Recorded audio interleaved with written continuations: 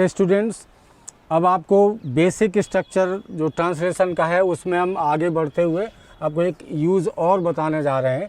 क्योंकि आपको पता है कि इस समय मैं नॉन एक्शन वर्ब जो हमारा है उसको स्टडी कर रहा हूँ। नॉन एक्शन वर्ब हमारा जो फोकस है इस समय ट्रांसलेशन के रूल्स पे, वो किससे संबंधित है? Non action verb. कहने का मतलब है कि सेंटेंस को जब आप ट्रांसलेट करना चाहते हो तो सबसे पहले ये देख लो कि सेंटेंस में एक्शन है या नहीं है। अगर एक्शन है तो वो डिफरेंट स्ट्रक्चर में डिफरेंट टेंसेस में किया जाएगा, और अगर वो उसमें कोई एक्शन नहीं हो रहा है, केवल इन्फॉर्मेशन है, तो उसको हम या तो इन्फॉर्मेटिव वर्ब कह लेते हैं अपनी सहूलियत के हिसाब से, या उसको नॉन एक्शन वर्ब भी बोल लेते हैं। ग्रामेटिकली ये कोई नाम नहीं है, लेकिन समझने के लिहाज से हम इसको फिर नॉन एक्शन वर्ब बोल लेते हैं।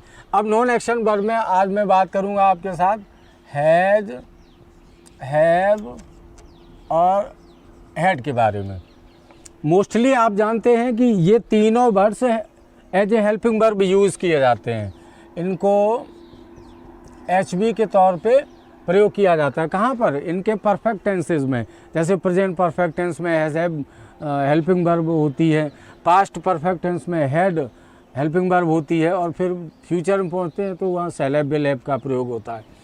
अब यहाँ पर हम बात करेंगे कि हैड, हैव और हैड का नॉन एक्शन वर्ब के तौर पर कैसे प्रयोग होता है, इसको देखिएगा। कई बार आपने देखा होगा कुछ ऐसे सेंटेंसेस होते हैं, पास होने की बात होती कि उसके पास रेडियो है, या कह देते कि वह रेडियो रखता है। एक ही बात को दो तरह से बोल दिया जाता है। जैसे उसके पास, मैं दोनों तरह से लिख के बता रहा हूँ आपको, उसके पास एक घड़ी है, ठीक है ना, उसके पास एक घड़ी है। इसी सेंटेंस को लैंग्वेज चेंज करके लोग बोल देते हैं वह एक घड़ी रखता है, वह एक घड़ी रखता है।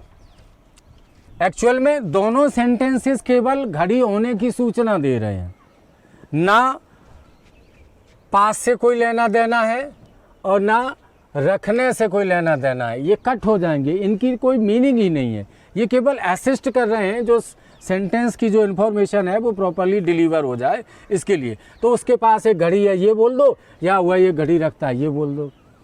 उसके पास एक हाथी था ये बोल दो, या वह एक हाथी रखता था ये बोल दो। दोनों ही प्रकार के सेंटेंसेस में सेम कंडीशन बनती है। तो इसको हम कैसे करेंगे?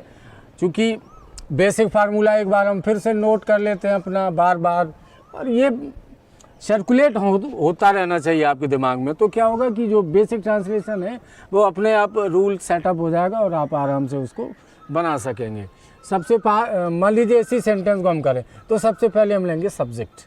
अब सब्जेक्ट उसके पास एक घड़ी है, तो उसके आगे चल के हम बताएंगे कि वह और उसने, उसके और उसका, ये अलग वीडियो में इनको डिस्कस करूंगा कि इनकी मीन्स क्या होती है।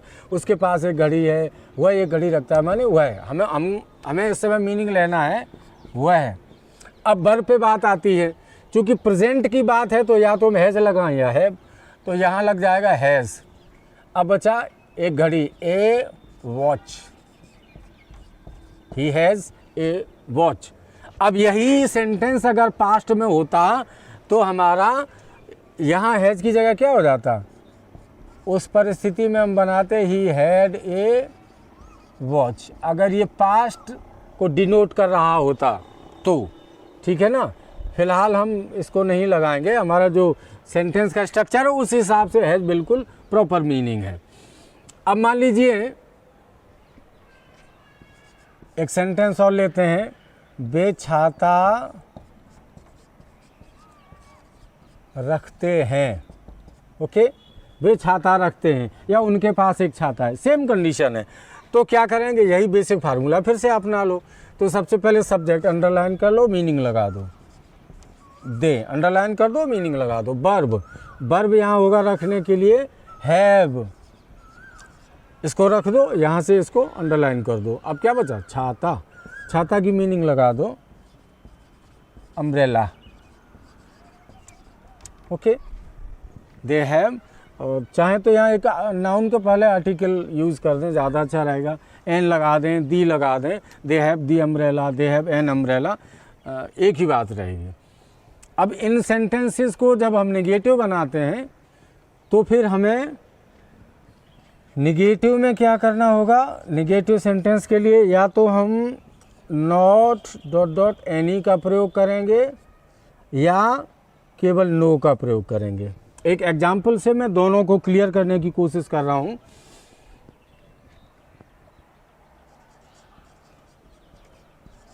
हमारे पास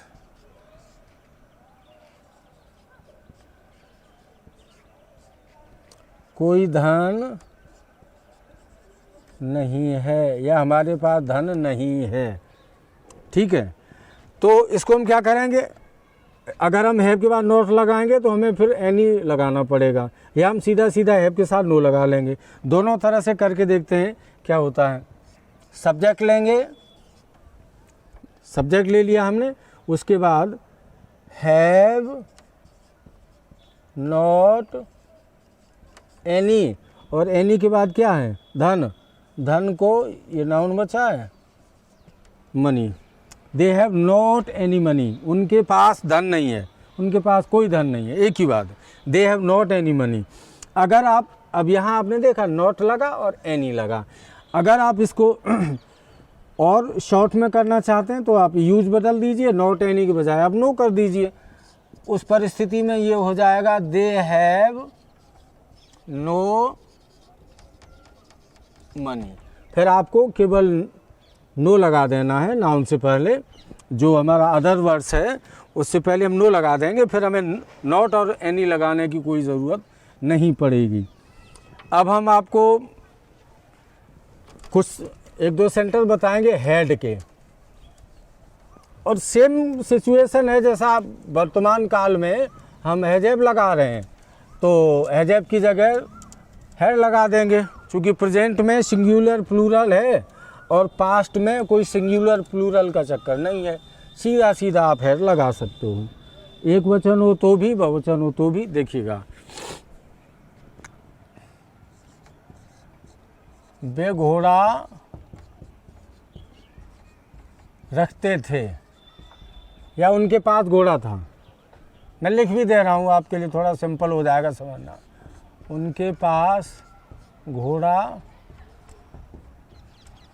था, ठीक।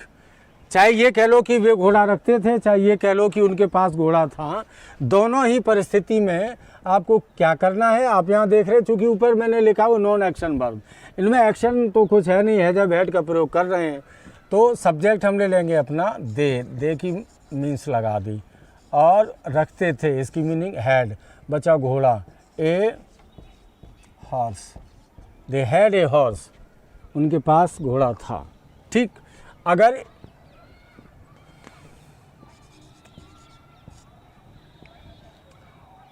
हम पतंग हमारे पास, थोड़ा चेंज कर लेते हैं, हमारे पास पतंग थी। अब क्या करेंगे, हमारे सब्जेक्ट इसका बी, ठीक, ये ख़त्म। पतंग थी, पतंग रखते थे, माने हेड, और पतंग की लगा देंगे ए काइट या दी काइट।